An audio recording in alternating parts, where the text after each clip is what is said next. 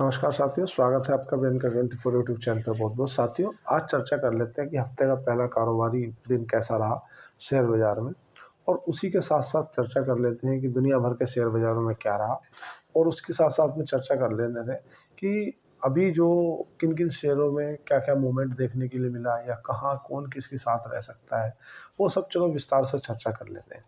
तो सबसे पहला, जैसा कि कल मैंने एक रिजल्ट सेशन के ऊपर वीडियो डाला था कि कहाँ का रिजल्ट अच्छा आ रहे हैं। जैसा मैंने बोला था कि वारी एनर्जी का रिजल्ट अच्छा आ रहा है, आरआर केबल का भी रिजल्ट अच्छा आ रहा है।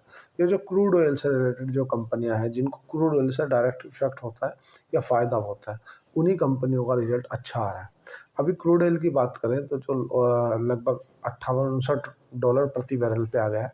मतलब ये लाइफ 4 साल का सबसे निचला स्तर है। अगर क्रूड ऑयल की बात करें, क्रूड ऑयल सस्ता होना ऑल ओवर इमर्जिंग मार्केट के लिए अच्छी बात मानी जाती है। और किसके लिए अच्छा है? ये अच्छा है तुम्हारा जो IOCL है, Indian oil corporation of India, HPCL है, BPCL है, या तुम्हारा जो एविएशन से रिलेटेड कंपनियां हैं, या जो पेंट से रिलेटेड कंपनियां हैं, क्योंकि इनको रॉ मटेरियल होता है इनका जो क्रूड ऑयल सस्ता होने से इन कंपनियों के जो ऑपरेटिंग प्रॉफिट मार्जिन होते हैं ना, वो प्लस हो जाते हैं, मतलब बढ़ जाते हैं। ऐसा ही देखने के लिए मिला। किसके लिए अच्छा नहीं है? जैसे ONGC है, क्योंकि सस्ते में निकालेंगे, सस्ते में बेचेंगे तो उनको कुछ प्रॉफिट नहीं रहेगा, उनके लिए अच्छा नहीं है।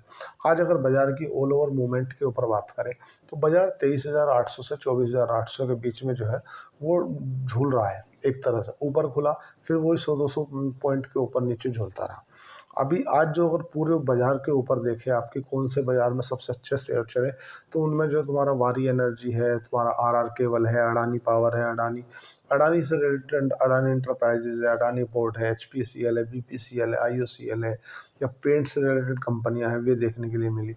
और अगर बात करें अमेरिका के शेयर बाजारों की, तो अमेरिका के जो शेयर बाजार है ना, टैरिफ की जो टेंशन है ना, वो कम होने से कहीं ना कहीं जो US के बाजार है ना, वो झूम उठे हैं। पहली बात तो, और झूम उठा है हमारा रुपया भी। हमारा रुपयो जो एक समय में फरवरी के आसपास 88 रुपये पहुँच गया था, वो आज 50 पैसे के आसपास में स्ट्रेंथ देखने के लिए मिली और 84 रुपये का खुला। हमारा रुपया 4 रुपये मजबूत हो गया। उसका कारण क्या है कि FII और DII की लगातार खरीदारी। FII अब बढ़ते हुए तनाव में भी, मतलब जो युद्ध का तनाव बन रहा है, ऐसा सुनने में आ रहा है कि युद्ध हो जाएगा भारत पाकिस्तान का, उसके बाद में भी भारत के अंदर FII जो फॉरेन इंस्टीट्यूशनल इन्वेस्टर है और DII लगातार खरीदारी कर रहे हैं। लगातार खरीदारी कर रहे हैं, उसका कारण है कि हमारा रुपया मजबूत हो रहा है। रुपया मजबूत हो रहा है तो कहीं ना कहीं बाजार के अंदर भी स्ट्रेंथ देखने के लिए मिली है। अगर बात करें आज सबसे ज़्यादा गिरने वाले शेयरों की, ये गिरे हैं तो क्यों गिरे हैं? देखो, आज जो सबसे ज़्यादा अगर आपको गिरावट देखोगे ना, तो पूरे ऑल ओवर बैंक निफ्टी में देखने के लिए मिलेगी। बैंक निफ्टी को कमज़ोर करने का काम किया तुम्हारा SBI ने और कोटक महिंद्रा बैंक ने। कोटक महिंद्रा बैंक के जो रिजल्ट आए हैं वो काफ़ी ख़राब आए हैं, मतलब अनुमान से काफ़ी ख़राब आए हैं। और ऐसे ही SBI के हैं, ये स्मॉल फाइनेंस बैंक के भी आए। लेकिन अब जो निफ्टी की अगर बात करें, ऑल ओवर निफ्टी की, जिन जिन शेयरों के रिजल्ट अच्छे आ रहे हैं ना, वही शेयर आपको देखने के लिए मिला कि रॉकेट है। आज HPCL का रिजल्ट आने वाला है, तो आज का ही जो मूवमेंट है वो पूरा कल देखने के लिए मिलेगा। अल्टीमेटली साथियों, एक चीज़ है कि इंसान हो या बाजार, उन्हें अल्टीमेटली जाना ऊपर ही है। आप किसी बच्चे से पूछ लो, किसी बड़े से पूछ लो, क्या शेयर बाजार कहाँ जाएगा, तो जवाब एक ही है कि ऊपर जाएगा। कि मैं हूँ, आप हो, कोई भी हो, हमारा जन्म हुआ तो हमें मृत्यु होनी है, एक दिन ऊपर ही जाना है। ऐसी शेयर बाजार हमारा 26,000 से आया, 22,000, 21,000, अभी 24,000 के आसपास डोल रहा है। तो मतलब हमारा निफ्टी में आने वाले 5 साल में इसे 40,000 देख रहा हूँ, कोई बहुत बड़ी बात नहीं है। अभी जो 24,000 चल रहा है, 40,000 चला जाएगा। एक समय था, अब से 5 साल पहले की बात करोगे आप, तो निफ्टी 11,000 12,000 पे चलता था। 11 से 12 15 आया, 15 से फिर 13 गया, 13 से फिर 19 आया, 19 से फिर 16 आया, 16 से फिर 22 आया, 22 से फिर 19 आया, 19 से फिर तुम्हारा 26 गया, 26 से फिर 22 आया। तो ये साइकिल होता है, ऊपर आना, नीचे आना, नीचे जाना, ऊपर आना। लेकिन अभी क्या है ना, देखो, अगर ऑल ओवर सबसे सभी चीज़ों को कंक्लूजन पे जाया जाए, तो डॉलर का कमज़ोर होना, डॉलर इंडेक्स की लगातार वीकनेस कहीं ना कहीं इमर्जिंग मार्केट के लिए अच्छा है। और जो डोनाल्ड ट्रंप है ना, उन्होंने जो पवेल साहब हैं, जो फेडरल बैंक के चेयरमैन है, उनकी तरफदारी में थोड़ा सा 2-4 शब्द बोल दिए। बोले यार, आदमी अच्छे हैं पर थोड़ा सा रेट कट कर देना चाहिए। रेट कट होगा ये भी तय है। जैसे SK सेठी SBI बैंक के चेयरमैन है, उन्होंने कल बोला भी था कि हमें ऐसा उम्मीद लग रही है कि आने वाले 1-2 जो मॉनेटरी पॉलिसी की बैठक होगी उसमें रेट कट होगा। अब अगर सबसे मेन बात देखी जाए कि यार बाजार तो चल रहा है, लेकिन आप शेयर लें क्या बेचें, बेचें क्या लें, लें क्या बेचें, इस कंक्लूजन में है कि यार तनाव ना बढ़ जाए, युद्ध ना हो जाए, क्या हो जाएगा। देखो साथियों, आप बताओ, इस बीच में ईरान का, इजराइल का भी हो गया, डोनाल्ड ट्रंप ने शपथ भी ले ली, यूक्रेन का और रूस का भी हो गया। तो ये सिचुएशन ना कई बार बन चुकी है, ऐसा नहीं है। पैनिक हमेशा आती है। अभी अगर देखो जो अभी सबसे बड़े निवेशक हैं ना, आज दुनिया के जो सबसे बड़े निवेशक हैं वॉरेन बफेट, अब उन्होंने अपने रिटायर होने के लिए अपना जो उत्तरदायी है वो चुन लिया है कि भाई मैं इसको अपना देगा। ज़्यादातर उन्होंने जो अपना पैसा है ना वो फिजिकल फॉर्म में, मतलब कैश के फॉर्म में रख के बैठे हैं, अपॉर्चुनिटी का मतलब आने वाले मौके का इंतजार कर रहे हैं। अब वो मौका किस रूप में आ सकता है, क्योंकि जो अगर फुल फ्लैश में अगर शेयर मार्केट का किसी को भगवान कहा जा सकता है तो वो वॉरेन बफेट है, क्योंकि उन्होंने ओनली ऑल केवल इन्वेस्ट करके ही आज वो दुनिया के सबसे अमीर आदमी बने हैं। शायद तीसरे या चौथे नंबर पे आते हैं ऑल ओवर फोर्ब्स की लिस्ट में भी। और केवल निवेश करके आज भी वो अपनी स्वयं से गाड़ी ड्राइव करते हैं और पुराने जो मकान है ना उसी मकान में रहते हैं। वो चाहे तो वो हर दिन एक 2 लाख का 2.5 लाख का आईफोन परचेस कर सकते हैं, लेकिन आज भी वो एंड्रॉयड ही यूज़ करते हैं।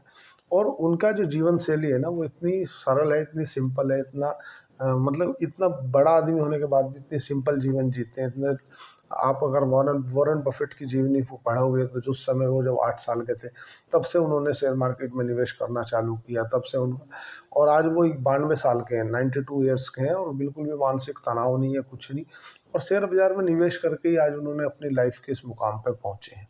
कारण सीधा सा है कि वो, उनका कहना ये है कि everybody reach the same time, कि सभी लोग एक साथ अमीर नहीं बन सकते। कहावत ऐसी है। क्यों? क्योंकि जब सब लोग पैनिक कर रहे हों, जब सब लोग बेच रहे हों, उस समय आपको खरीदना है।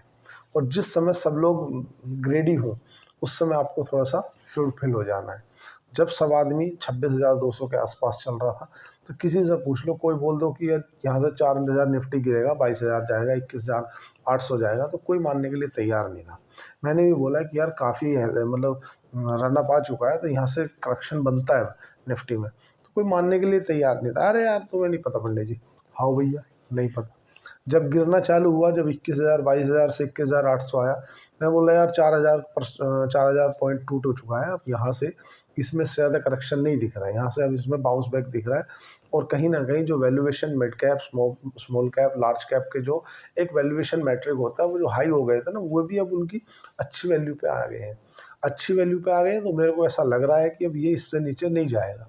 क्योंकि देखो, मार्केट को कोई प्रेडिक्ट तो कर नहीं सकता, लेकिन एक अनुमान लगाया जा सकता अनुभव के आधार पे, कि अगर आप जो भी RSI वगैरह यूज़ करते हो, या कोई बोलिंजर बैंड वगैरह इस टाइप से कोई यूज़ करते हो, तो आप बता दोगे कि यार मार्केट में 68% का, 33% का, 38% का इतना करेक्शन हो गया।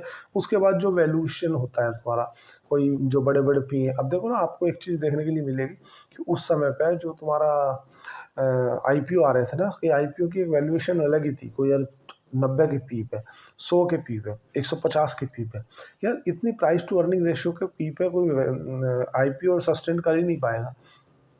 और जब ये बाजार गिरना चालू हुआ, तो अच्छे अच्छे जो मतलब मैं तुमसे बता रहा हूँ, जो तुम्हारा शायद जनसार की नहीं, मतलब नेटवेब टेक्नोलॉजी, हाँ नेटवेब टेक्नोलॉजी का जो पी था वो 200 के आसपास पहुंच गया था। वो बाजार ने उसको आधा कर दिया, प्राइस आधा कर दिया, अर्निंग उतनी रही, लाके खड़ा कर दिया कितने पे, 70 75 की पी पे। मतलब बड़ी बड़ी अच्छी FMCG कंपनियां भी सही वैल्यूएशन पे आ गई। तुम्हारा तो FMCG को देख लो, चाहे तुम्हारा नेटवेब टेक्नोलॉजी को देख लो, चाहे किसी जो अच्छी कंपनियां थी ना, जिनका बिजनेस मॉडल अच्छा था, और वो एक अच्छी वैल्यूएशन पे आ गई, इसलिए फिर से खरीदारी लौटी। अभी ऐसा महीने भर में शायद 10 या 11वां ट्रेडिंग सेशन है, जिस लगातार FII खरीदारी कर रहे हैं। FII खरीदते जा रहे हैं, खरीदते जा रहे हैं। कारण क्या है? कि उन्हें वैल्यू दिख रही है। अमेरिका के अंदर बॉन्ड यील्ड का उथल पुथल रहना रहा, उनके बोल्ड जो गोल्ड है, या हमारा डॉलर है, डॉलर में कमजोरी आना हुआ, डॉलर 110 पे चला गया था। डॉलर इंडेक्स की अगर बात करें, एक बास्केट होती है, उस बास्केट में यूरो, पाउंड है ना, डॉलर, ये सब चीज़ होती है, और उसका जो डॉलर इंडेक्स है वो 110 पे चला गया था। आज वो लगभग 99-98 पे आ गया है। तो 11-12% का करेक्शन देखने के लिए मिला है डॉलर इंडेक्स में। डॉलर इंडेक्स का कमजोर होना हमेशा इमर्जिंग मार्केट के लिए अच्छा होता है। इमर्जिंग मार्केट मतलब शेयर बाजार, है ना, जो इक्विटी से रिलेटेड बाजार होते हैं। डॉलर इंडेक्स कमजोर हुआ, उसके अगेंस्ट में हमारा रुपया मजबूत हुआ। पहले क्या हो रहा था, एफआईआई बिकवाली कर रहे थे, एफआईआई बिकवाली कर रहे थे, हमारा रुपया कमजोर हो रहा था, क्योंकि डॉलर की डिमांड बढ़ रही थी, रुपये की डिमांड कम हो रही थी। पूरा गेम है डिमांड एंड सप्लाई का। अगर हमारा रुपया कमजोर हो रहा था, क्यों कमजोर हो रहा था, क्योंकि एफआईआई माल बेच के जा रहे थे, उन्हें डॉलर की फॉर्म में डॉलर चाहिए था। तो डॉलर का दाम बढ़ रहा था, रुपया कमजोर हो रहा था, रुपया कमजोर हो रहा था तो शेयर बाजार और गिर रहा था। और शेयर बाजार जब और गिरता है तो साथियों एक बात आपको नोटिस करके चलनी पड़ती है, जब बाजार गिरता है अगले दिन वो और गिरता है, क्योंकि लोगों के जो शॉर्ट मार्जिन रहते हैं वो और माल करता है। उसके अगले दिन फिर जो और उससे अगले आगे की पोजीशन रहती है वो रिस्क में आ जाती है, फिर उनका माल कटता है। सेम ही पोजीशन होती है उल्टी। जब बाजार भागता है ना, तो वो भागते समय भी सेम रहता है। किसी ने मान लो सपोज करो 100 रुपये का शेयर लिया, उसका अगले दिन 110 हो गया, तो फिर 110 और शेयर उठाएगा। वो बोलेगा यार मैंने तो 100 रुपये पे लिया था, 120 हो गया, मेरे को तो 20% का रिटर्न आ गया, तो उस शेयर को और उठाएंगे लोग बाग। तो सेम जब माल बाजार गिरता हुआ बाजार रहता है, सेम कंडीशन तब लागू होती है, जब बढ़ता हुआ बाजार रहता है सेम कंडीशन तब लागू होती है।